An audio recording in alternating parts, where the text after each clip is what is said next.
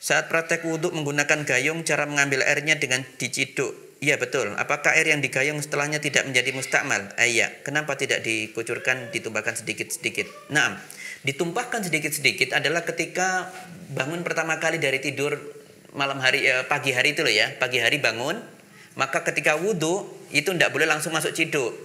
Harus ke tangan dulu karena tidak tahu aina batat yadahuma, semalam itu kemana kedua tangannya itu. Masuk ke mana-mana gitu kan, ya itu tentu nanti dikhawatirkan ada najis di dalamnya. Adapun masalah air mustakmal itu adalah hanya di mazhab tertentu saja, ya. Jadi tidak ada mustakmal di sini, hakikatnya tidak ada. Tidak ada pembagian hakikat mustakmal. Sama dengan Umar bin Khattab mengatakan, aku membenci orang itu wudhu dengan air yang terkena sinar matahari.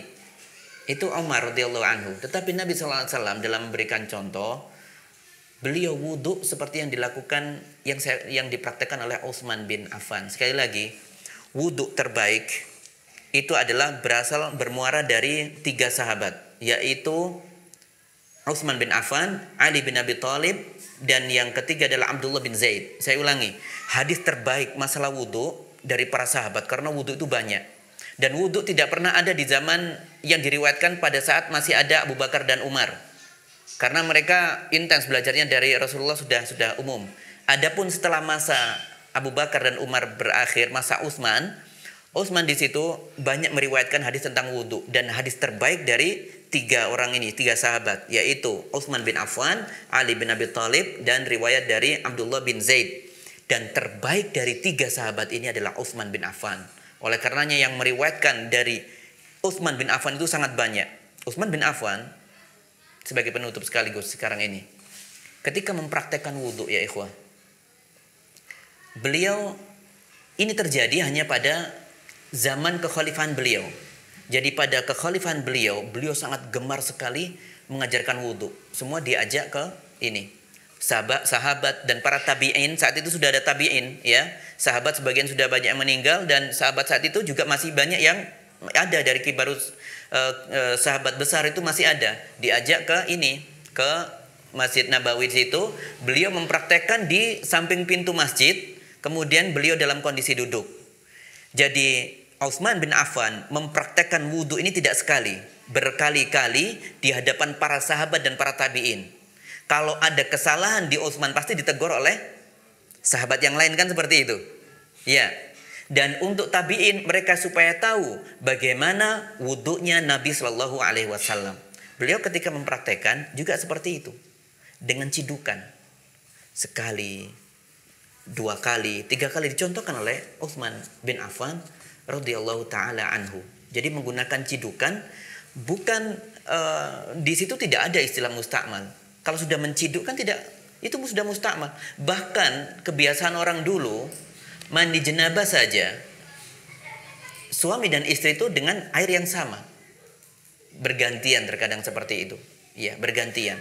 Yang artinya tidak ada istilah air mustakmal di dalam perkara ini, kecuali dari dalam pendapat tertentu saja, dan itu adalah pendapat yang belakangan saja. Adapun yang dilakukan oleh Nabi sallallahu alaihi wasallam, tidak ada pembagian tentang ma'ul mustakmal ataupun ma'ul musyammas yang seperti disampaikan Umar tadi, Umar bin Khattab. Saya membencinya bukan untuk melarang, bukan, karena saya khawatir di situ ada kuman-kuman dan sebagainya seperti itu. Ya. Tapi bahasan kita tidak ada masalah air mustakmal, dan kita mengikuti apa yang sudah dicontohkan Nabi itu pasti baik adanya, dan semuanya dari Utsman bin Affan dicontohkan seperti itu. Bahkan Utsman bin Affan ketika mengakhiri wudhunya itu, beliau apa? Setelah berdoa apa? Beliau tersenyum.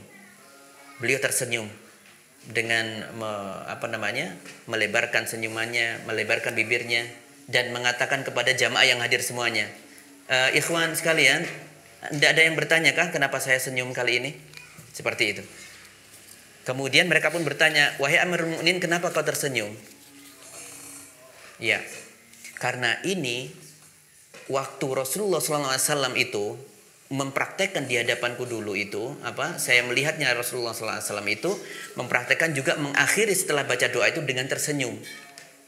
Maka saya pun tersenyum. Jadi Utsman bin Affan itu intinya adalah apa? Meniru Nabi SAW ketika habis wudhu beliau tersenyum. Bahkan senyumnya Nabi itu ditirukan oleh Utsman bin Affan. Karena memang beliau menganggap seluruh wudhu itu bisa menghapuskan dosa-dosa yang melekat. Donasi dakwah Malang Mengaji. Ayo, ambil bagian untuk dakwah melalui rekening berikut ini bersama umat berbagi manfaat.